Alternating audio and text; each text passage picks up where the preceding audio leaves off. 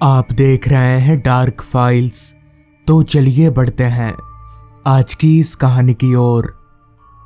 सुनसान पहाड़ी इलाका, चारों ओर फैला घना जंगल और काली अंधेरी रात, ये तीनों मिलकर एक ऐसा माहौल बना रहे थे जिसे शब्दों में बयां कर पाना बहुत मुश्किल है।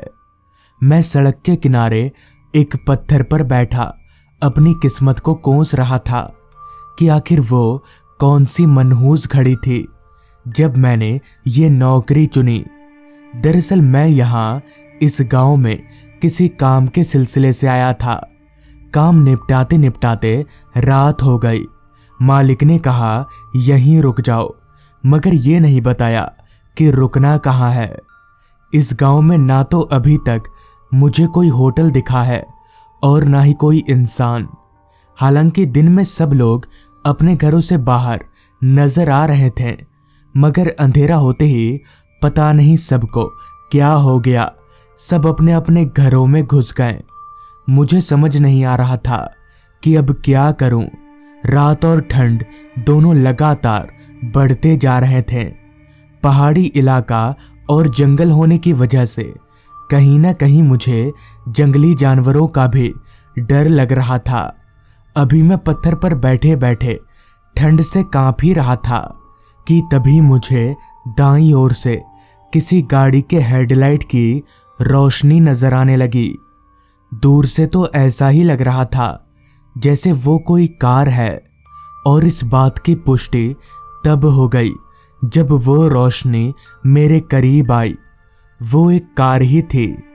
यही एक मौका था कैसे भी करके यहां से निकलने का, जिस वजह से मैं तुरंत अपनी जगह से उठा और हाथ दिखाकर लिफ्ट मांगने का इशारा करने लगा।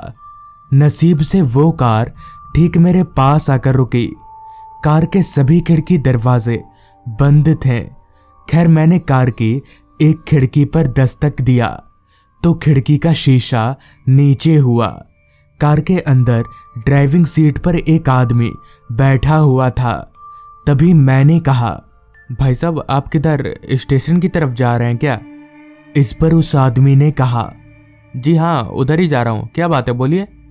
इस पर मैंने कहा, आप जरा मुझे स्टेशन तक छोड़ देंगे? वो क्या है कि मुझे रहने की कोई जगह नहीं मिल रही। अगर आप स्टेशन तक छोड़ देंगे तो आपकी बहुत मेहरबानी होगी। तो उस आदमी ने कहा, जी आइए बैठिए। इतना कहकर उस आदमी ने अपनी बगल वाली सीट का दरवाजा खोल दिया। मैं भी ज्यादा वक्त ना लेते हुए उसकी गाड़ी में बैठ गया और मेरे बैठते ही गाड़ी चल पड़ी स्टेशन की तरफ। रात हर पल गहराती जा रही थी। घड़ी बता रही थी रात के 11:15 बज चुके हैं। अभी मैं गाड़ी में बैठा खिड़की से बाहर देख ही रहा था कि तभी मेरे नाक में एक अजीब सी सड़ी हुई बदबू आने लगी, जैसे कोई जानवर मर गया हो। पर कार के भीतर ये बदबू कहां से आ रही होगी, मुझे समझ नहीं आ रहा था। मैंने एक नजर उस आदमी की तरफ देखा तो वो आदमी बिना किसी परेशानी के गाड़ी भगाए जा रहा था, जैसे उसे उस बदबू से कोई फर्क ही नहीं पड़ रहा। मुझे काफी हैरानी हुई, मगर फिर भी मैं उस आदमी से कुछ नहीं बोला, ये सोचकर कि अगर कहीं ये बुरा मान गया तो मुझे गाड़ी से उतार देगा। अभी मैं नाक दाब कर बैठा ही था कि तभी उस आदमी ने एक नजर मेरी ओर देखा और बोला, क्या हुआ, आप ऐसे नाक बंद करके क्यों बैठे हैं? इस पर मैंने कहा, आपको कोई गंध नहीं आ रही है क्या? इस पर उस आदमी ने कहा, नहीं तो मुझे तो कोई बदबू नहीं आ रही। इतना कहकर वो आदमी वापस ड्राइविंग पर ध्यान देने लगा। इसी दौरान पता नहीं कैसे डोलते डोलते मेरी नजर गाड़ी के पीछे वाली सीट पर चली गई। तो वहां मैंने जो देखा वो वाकई में होश उड़ा देने वाला था। दरअसल गाड़ी के पीछे वाली सीट पर एक लाश पड़ी हुई थी जो कि आधी सड़ चुकी थी, और वो लाश किसी और की नहीं बल्कि उसी आदमी की थी जो अभी गाड़ी चला रहा था। मगर ये कैसे हो सकता है? फटी हुई आंखों से मैंने ड्राइविंग सीट की तरफ देखा तो अब ड्राइविंग सीट पर कोई नहीं था। कार अपने आप ही चल रही थी। अजीब बात तो ये थी, कार की स्टीयरिंग भी अपने आप घूम रही थी।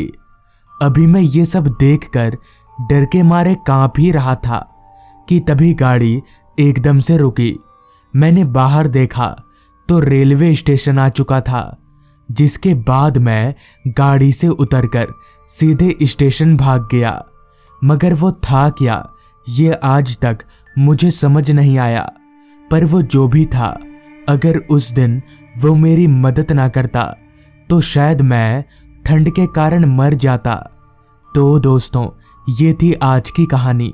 अगर आपको ये कहानी पसंद आई हो तो चैनल को ज़रूर सब्सक्राइब कर लें। तो मैं आपका दोस्त आर्यन जल्द ही मिलूंगा आपसे ऐसी ही एक कहानी के साथ।